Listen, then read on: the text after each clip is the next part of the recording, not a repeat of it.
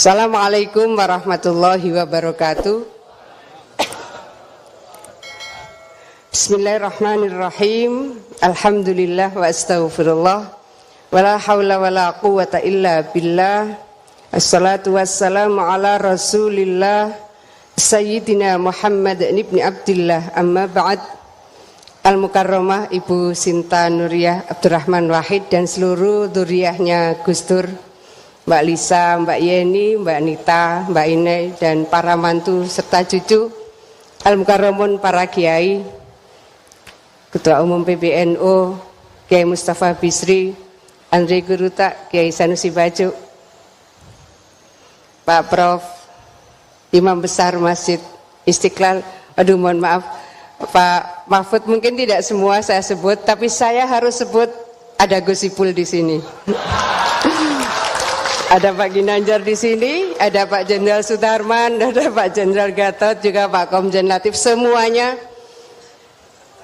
yang saya cintai, saya banggakan. Ada hal yang mungkin agak sensitif. Sudah ke-8 kali saya hadir Hall Gus Dur di sini. Tahun lalu Bu Sinta menyampaikan bahwa Viva tahun depan tolong bahwa Viva testimoni. Saya ingin menyampaikan ada banyak di antara kita yang sudah punya sangat banyak bukti tentang kewalian Gus Dur. Ketika pertanggungjawaban Pak Habibie ditolak, itu sudah jam 12 malam, maka setengah jam berikutnya Gus Dur menelpon karena saya sekretaris fraksi MPR.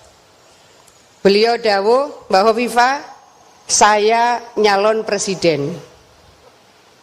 Saya langsung telepon Mbak Yeni, Mbak Yeni, ini besok pendaftaran calon presiden jam 7 pagi ditutup, itu sudah 12:30 dini hari.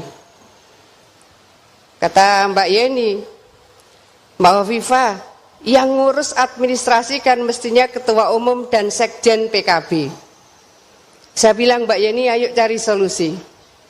Akhirnya waktu itu saya bertelepon juga dengan almarhum Mas Fajrul Falah. Saya telepon, Mas Fajrul, kita harus segera menyiapkan surat untuk pencalonan Gus Dur sebagai calon presiden. 12:30 dini hari, kita harus menyiapkan surat. Yang satu antara lain surat keterangan bahwa Gus Dur berkelakuan baik. Mestinya SKCK itu dikeluarkan oleh Polres Jakarta Selatan. Tapi siapa yang bisa ngetuk pintu Kapolres Jakarta Selatan? Karena proses pertanggungjawaban itu ditolak jam 12, proses berjalan lagi, 12:30 Gus Dur menyampaikan bahwa beliau mau nyalon sebagai presiden. Mungkin kalau ada Mas Alvin di sini, saya bilang, Mas Alvin, itu sudah 2:30. Pokoknya sedapat mungkin saya mencarikan persyaratan untuk pencalonan Gus Dur sebagai presiden. 1, butuh surat dari Kapolres. 2, butuh surat dari Pengadilan Negeri, karena harus ada surat keterangan bahwa Gus Dur tidak sedang dipidana. Kemudian 3, harus ada surat dari Pengadilan Tata Usaha bahwa Gus Dur tidak sedang pilot. Setelah itu jam 3:30 saya berkomunikasi dengan Dr. Umar Wahid bahwa ini surat harus disiapkan. Jadi pada dasarnya pencalonan Gus Dur itu beliau sendiri yang tanda tangan. Saya Kiai Haji Abdurrahman Wahid alamat Ciganjur menyatakan dengan sebenarnya bahwa saya berkelakuan baik. Ditandatangani sendiri.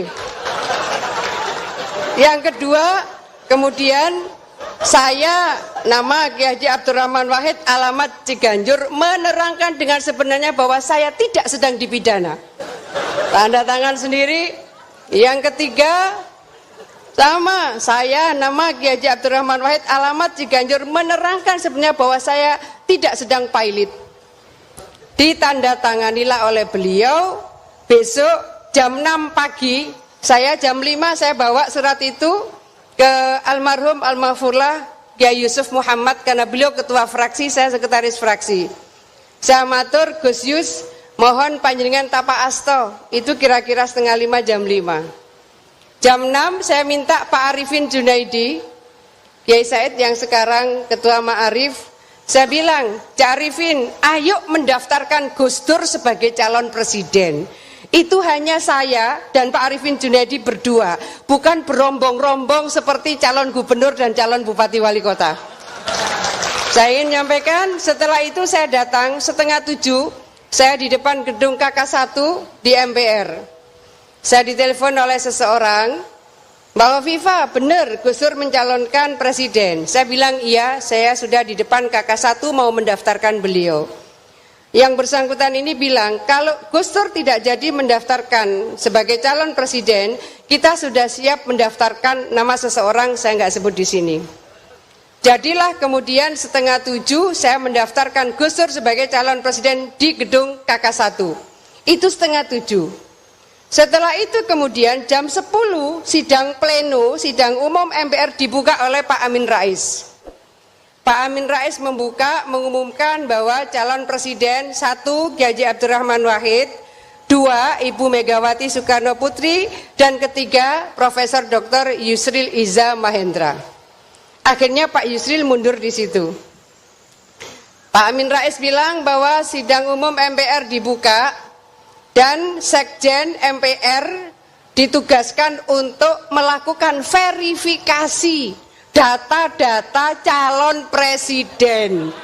Coba, mungkin zuriyahnya beliau mungkin juga tidak sempat terkonfirmasi. Jadi kalau hari itu, kalau ada orang yang paling spot jantung di dunia, ya yang sekarang berdiri di sini. Karena saya tahu persis bahwa itu surat-surat ditandatangani sendiri oleh Gus Dur. Dibreaklah 30 menit oleh Sekjen MPR diverifikasi.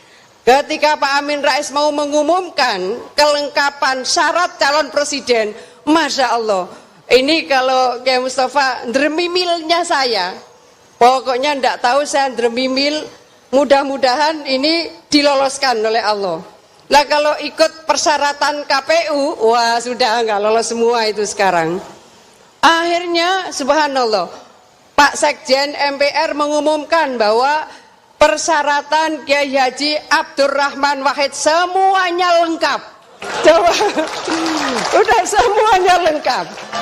Jadi kalau mau tanya salah satu kewalian Gus Dur, ya pada saat pendaftaran itu. Nah, setelah itu sudah alhamdulillah. Selesai pemilihan, Gus Dur alhamdulillah terpilih sebagai calon presiden dan lalu terpilih menjadi presiden. Jam 2, Gus Dur telepon saya, Mbak Hovifa tolong siapkan calon wakil presiden 5 orang. Calon wakil presiden 5 orang, salah satunya adalah Bu Mega. Kata Gus Dur, nanti kira-kira jam 3 dini hari, saya akan telepon sampean yang mana yang kita usulkan sebagai calon wakil presiden. Saya siapkan semua surat. 2:30 Gus Dur telepon saya, Mbak Hovifa, yang kita usulkan sebagai calon wakil presiden adalah Ibu Megawati Soekarno Putri. 2:30 saya cari ketua fraksi MPR PDIP. Saya minta syarat kelengkapan Bu Mega karena oleh presiden akan diusulkan sebagai calon wakil presiden. Tidak ada satupun pengurus PDIP yang mau memberikan persyaratan kelengkapan Bu Megawati sebagai calon wakil presiden karena PDIP tidak mencalonkan sebagai wapres. PDIP hanya mencalonkan beliau sebagai presiden. Masya Allah, saya cuma nunggu ini kewaliannya Gus Dur lagi. Saya ngetik pencalonan Bu Mega sebagai calon wakil presiden. Jam 5 saya kembali ke Gus Yus, almarhum almarhumah Kiai Yusuf Muhammad. Saya bilang, Gus Yus nyuwun tapa asto. Dawuhipun Gus Dur yang akan dicalonkan sebagai calon wakil presiden adalah Ibu Megawati Soekarno Putri. Tidak ada kelengkapan persyaratan sama sekali. Lebih heboh lagi karena tidak ada satupun orang yang mau menemani saya mendaftarkan Ibu Mega sebagai calon wakil presiden yang ditunjuk oleh presiden terpilih. Jalanlah saya sendiri ke KK1. Sendiri entil saya jalan, bawa surat selembar, saya ketik sendiri, saya tanda tangani sendiri, tambah lagi tanda tangannya Kiai Yusuf Muhammad. Akhirnya kemudian sampai di KK1, pendaftaran calon wakil presiden. Saya mendaftarkan karena didhawuhi Gus Dur bahwa Ibu Megawati Soekarno Putri sebagai calon wakil presiden. Ditanyalah oleh petugas administrasi di KK1, ibu ini mendaftarkan calon wakil presiden, mana persyaratan kelengkapannya? Saya sampaikan, loh kan kemarin sudah nyalon presiden, berarti persyaratan lainnya persis seperti yang kemarin. Hari itu ternyata panitia pendaftaran calon wakil presiden itu bisa menerima alasan saya.